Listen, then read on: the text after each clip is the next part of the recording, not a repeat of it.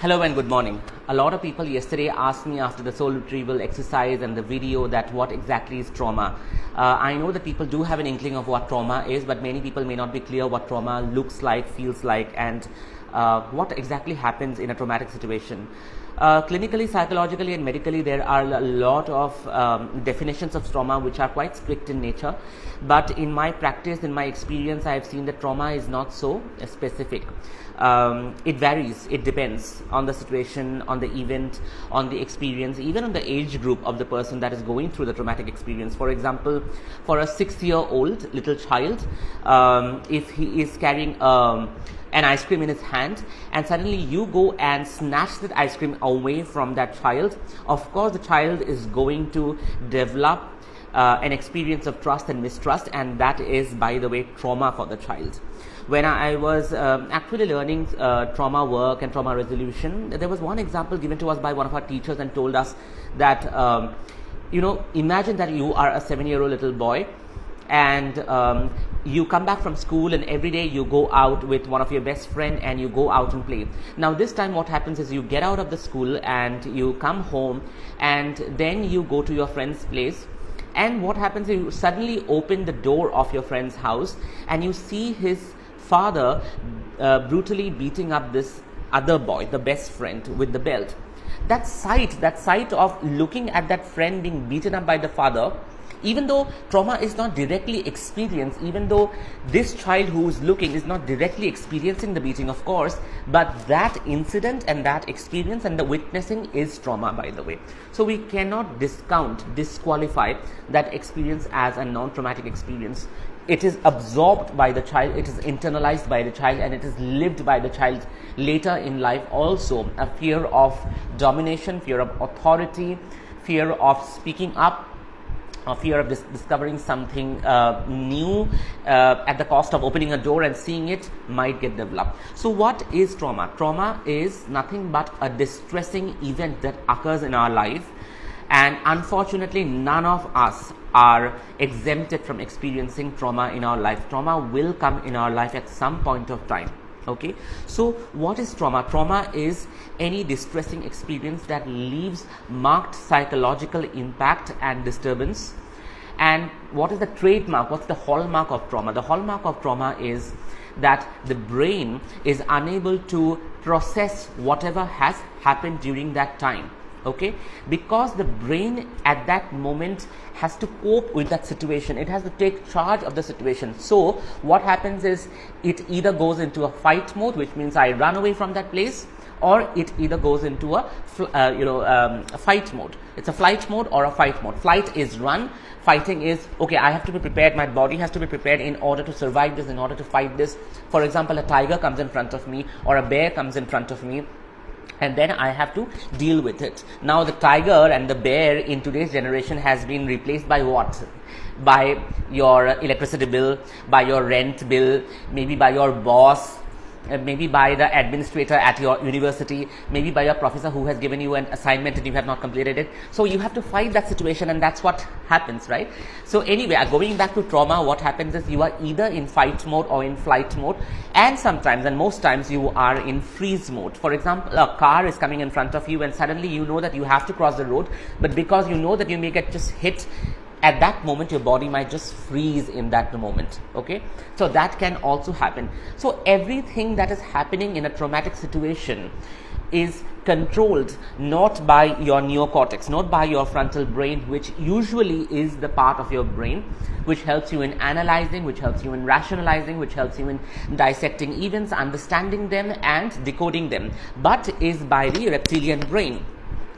And the reptilian brain is, of course, the brain which is involved in autonomic responses, autonomic nervous system, which takes up in that time of trauma, because there is no time to analyze, there is no time to rationalize. You have to survive through that situation somehow. So what you do is the limbic system and as well as the reptilian brain comes up, and in that moment takes hold of the situation. Therefore the processing does not happen during that time. Now because the processing of those events and the body and the experiences that the body experienced in the trauma is not happening, later on flashes of these events, flashes of these traumatic episodes keep coming up. And these flashes are, of course, what we call as PTSD, post-traumatic stress disorder. Flashes and images of ghastly incidences. If you have been through an accident, then the flashes of the accident will come up. If you have been through a war-like situation, then maybe images of the war and people dying may come up. If you have experienced physical torture by someone, then of course you may begin to have hypervigilance. Hypervigilance means that you are not able to sleep, but what happens is you are all the time very controlled, but very vigilant. You think that someone is going to do something and the door is going to break open and someone is going to come, and then you are scared that, okay, someone is coming here and trying to kill me. That is called hypervigilant, to be hyper aware. And when you are hyper aware, you also sweat a lot, which means hyperhidrosis can happen, sweating. Your fear responses might be always guarded. You are all the time fearful. You are all the time insecure that something is going to happen. Many times we also grow paranoid, right? And of course we develop insomnia, because if we go to sleep, then if someone comes and attacks us, if something happens to us, then we will not be able to save us. So the body again keeps on feeding us with those responses, with those signals that, listen, the trauma is coming up and therefore you have to cope with it, and therefore you have to be vigilant, you have to be aware, you cannot sleep, you have to be fearful. All those things are told to us, and therefore there is more and more secretion of stress hormone, like adrenaline and cortisol. And the more there is stress hormone, the more stress builds up in the body, and the body tightens and becomes more controlled. And many years after the trauma also, you may see the control showing up in the body. I get a lot of clients who come for therapy, who come for regression, who come for processes by which they can go back and resolve their issues, but they are not able to, because even sitting on the couch or sleeping on the couch and going through the process of regression feels that giving away control. Many people ask me that other people regress so fast, why don't I regress and why don't I heal fast? It's because they are unable to give up the control from their body. Clearly they have been through traumatic experiences in the past, because of which they cannot give away that control, and it's not their fault. That is how the body copes, by controlling, by becoming hyper, by having charge of the situation. And the more there is control in the body, the more there is control in the mind, the more it will be difficult to submit yourself to any process that will help you to go deeper and deeper into your psyche, because going deeper means falling into a relaxed state, and falling into a relaxed state means your body is slowly submitting to the process. But people who have been through trauma cannot relax. If there is relaxation, then probably there is some harm coming from outside. That's what the brain keeps telling you, because in the brain what has happened is that traumatic incident or experience is still not over. Because it is not over, it's going on and on and on and on. There is no processing, right, as I told you. So it's still not over. It's going on and on and on and on. And the more it goes on, the brain keeps on sending signals that, hey, this might happen. Hey, that might happen. Hey, accident might happen. Hey, you may fall down from the stairs. Hey, someone is going to come and beat you. So that's how trauma operates. It doesn't allow you to relax. It keeps you hypervigilant all the time, right?